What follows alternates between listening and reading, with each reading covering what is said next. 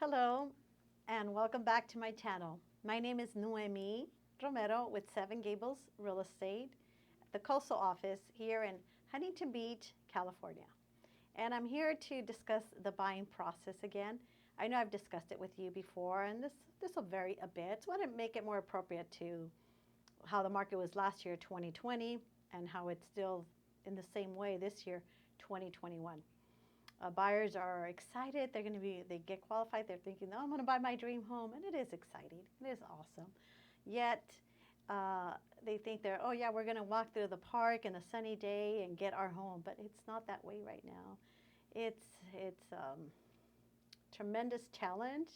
It's very competitive. So we're actually going through a storm to get to your house. But it's all good. Just enjoy the journey and be prepared. That's it. Wear the right clothes and everything will work out. First, you select your real estate agent, in this case, me. And second, we get the lender to approve you. So you get pre-qualified by the lender. There's 2 things that I'm going to need from the lender. I need the pre-qualification letter, so we know what price range and what type of loan and just all the details about the loan that you're getting so I can explain it to you. And I know how to represent you in the offers as well. Then the second thing I need from the lender, and again, I could refer you to an excellent lender or you can choose your own lender. The next thing I need is the estimate.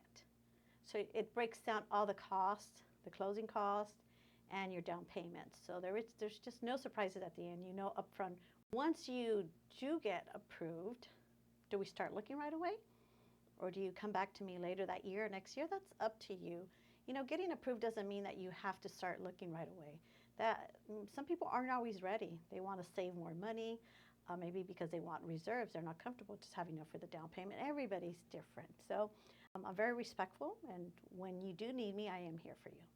Once you are approved and you're ready to go, then you start viewing property, either with me or my partner. And then on the house or houses you do like, that we'll submit an offer, negotiate the offer, have to be very thorough with the other agent and talk to them on your behalf to get your offer accepted. But in this market, again, it's a simple supply and demand. It's very tough because we're going up against multiple offers. So there's one house and maybe 10, 20, 30, 40, even 50 offers. Once in a while, I can get my client's offer accepted on the first try. Other times, it might take me 10 offers before we get into it, into escrow, but it happens. Just stick with it and we'll get through it. We get through it together. After I submit the offer, we negotiate the offer, and your offer is accepted, then we open escrow. And what happens once we open escrow? Well, you're going to give your deposit, meaning that you're serious about purchasing this home, and the deposit is part of your down payment and closing costs, and we do put that into escrow within the next, from the time it gets accepted, within the next 2 to 3 days. We do it diligently and pretty fast. Then we have what we call our contingency period on the contract. Standard contract has 17-day contingency period, and that usually worked before.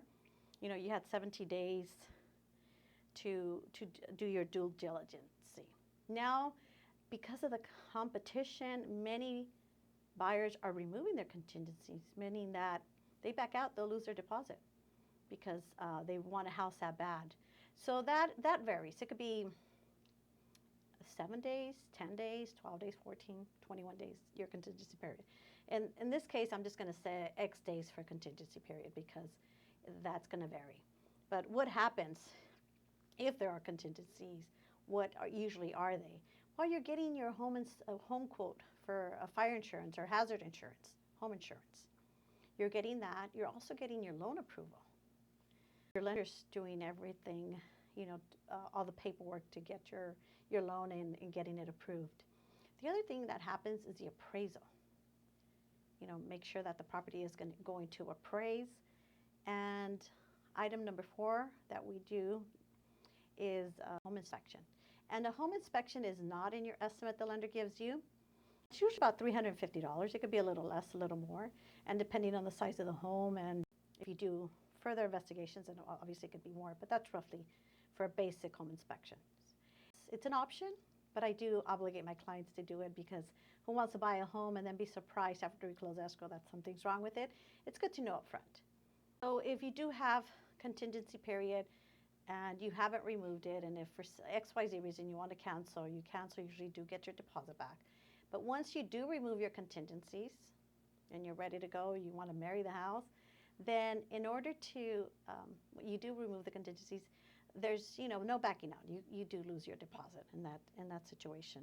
What happens towards the end of escrow? Because during all this time, it's kind of like a waiting game for us, because the lender is actually the one that's doing all the work now. We did all the work shopping for the house and getting it accepted and doing our home inspection, which we do like within the first week or so. Now it's the lender. They're doing their job to get your loan approved. But now fast forward it towards the end of the escrow. And also, escrow is about 30 days. That's standard.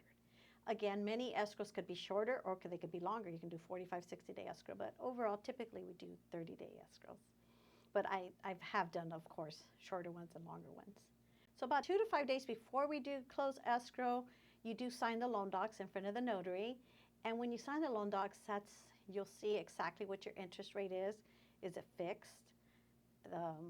And what your payment is going to be. And when is your first payment? Also, what we do towards the end is do the walkthrough. Again, when you do the walkthrough and the home inspection, that's a good time to bring your measuring tape in case you want to measure how big the refrigerator space is or anything else you need to know. One of the last things we do is you wire the rest of the funds for the down payment and closing costs. And the day that you do close escrow, you sign, again, it's not actually the day you do sign the loan docs. It's not usually the day you do get your keys. Again, that happens a few days before.